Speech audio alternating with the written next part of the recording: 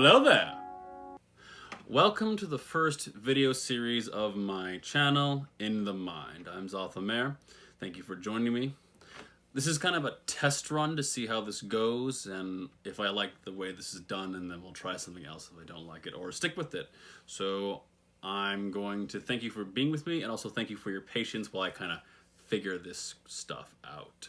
So, as I said before in my intro video, what I want to do is try to create a platform to engage in different types of dialogue, focusing on understanding different points of view, different points of perspectives, not necessarily trying to change people's minds or trying to prove a point on one side or the other, but trying to understand points of view that I don't understand. And since that is kind of difficult to do right now, the whole pandemic thing going on, I thought it would be a good exercise and a little bit of fun to explore my own perspective, since I rarely ever give it, and this would be good practice for me. And since it seems to be the hot take right now, or at least it was the hot take a few weeks ago, I thought we would look at myself and how I identified as a colored person or a black person. But a little bit of a fun fact about me: I don't really identify as black or white or any really race in general besides American. So I thought it'd be fun and interesting to look at how I, a mixed person, grew up not identifying as one race in particular and exploring my perspectives and sharing that with you all. Should be fun.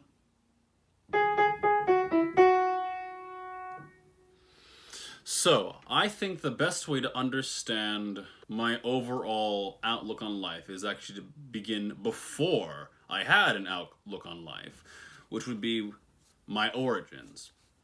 So, I am half white and half colored, I guess.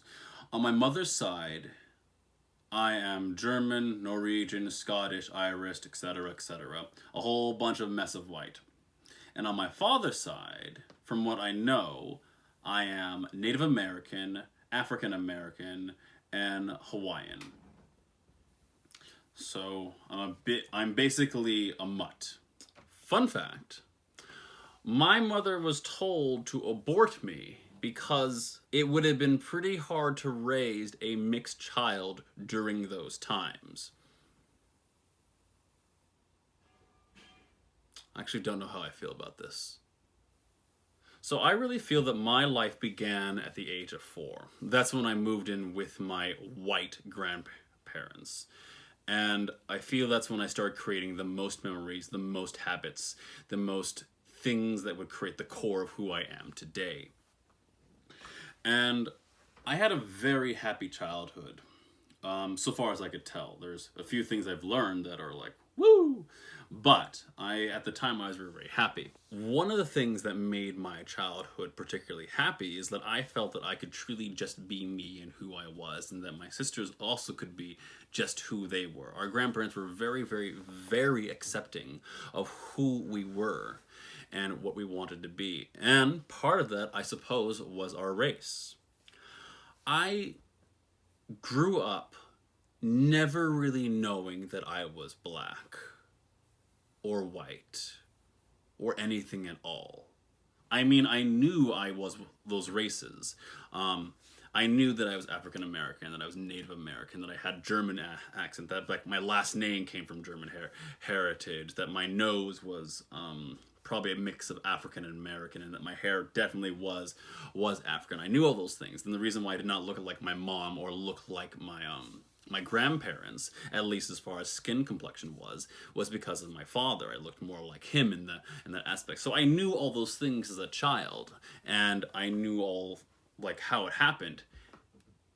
It just wasn't really important. So I grew up not really caring about my race or my heritage because my grandparents didn't particularly care. I remember us calling our skin color tan, because that was the color of the skin, and they were pink. or some other type of color, salmon. I don't know. I don't know the colors. That was basically my overall viewpoint on race. It's not very important.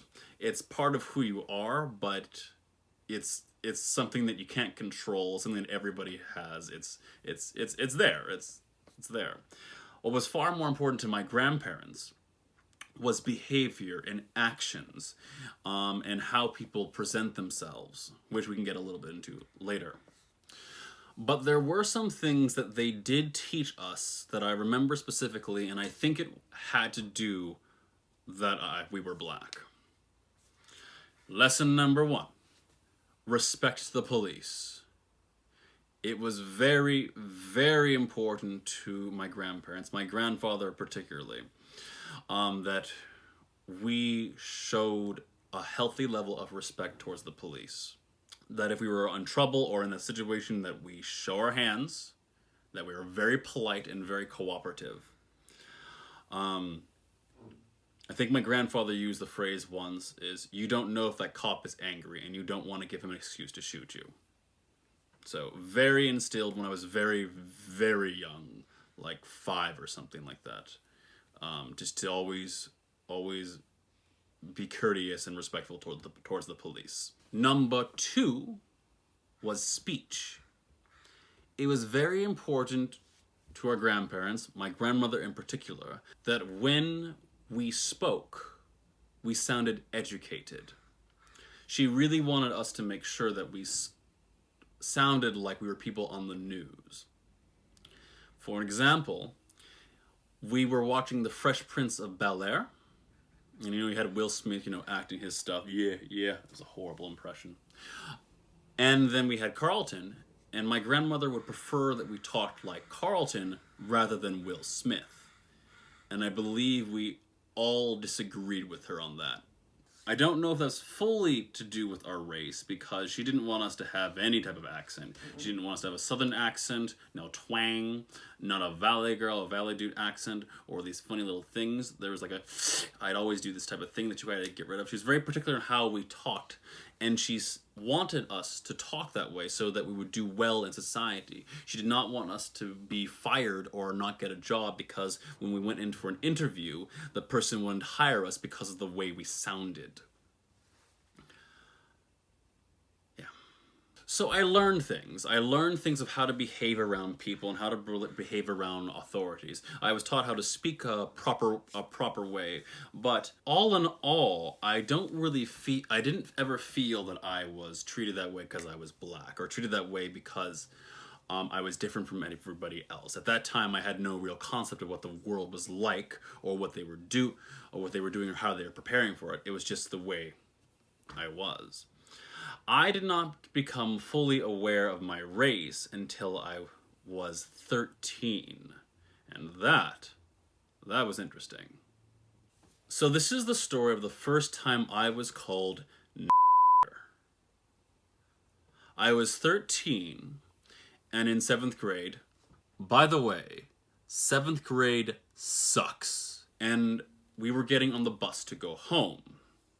And got on the bus and took my seat, and an 8th grader sat next to me. I don't really remember that much about him, except he was tall. Did I mention that he was white? And we started chatting a little bit, and this was before I became an extreme introvert, so I didn't mind talking to people back then. And then in the conversation somewhere, he asked if he could call me Nick. And I had heard the word before, but I didn't really know what it meant. I knew it could mean a bad thing, but I also knew that it meant good things. I never really paid attention to it. Just wasn't my interest. And so I said, sure. And so then he said, oh, cool, thanks, nigger. And then he proceeded to call me nigger for the rest of the way home. And I got off the bus and went back home. So after getting home, I went and told my family about what happened, because I still did that back then. When I told my grandparents, my grandfather became furious. I've only ever seen him mad like 4 times in my life. And it was scary. So I will not tell you the colorful version of what he said, but in polite terms, he told me that I should not spend time with that idiot, that he's a horrible person, and he should go do something with his... So, then my grandmother explained to me that that word is actually a fairly derogatory term. It's meant to dehumanize people, and that most people do not use that word. And I was like, oh, okay. And then I moved on. I saw him a couple times for the rest of the year. I didn't really talk to him that much because, well, my grandparents said not to, and so I didn't really pay attention to him, and that was that.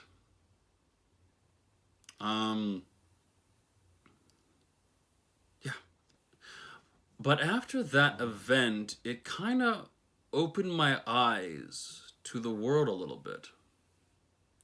I began to understand that although race was not important to me or my family, it was very important to other people outside of my family.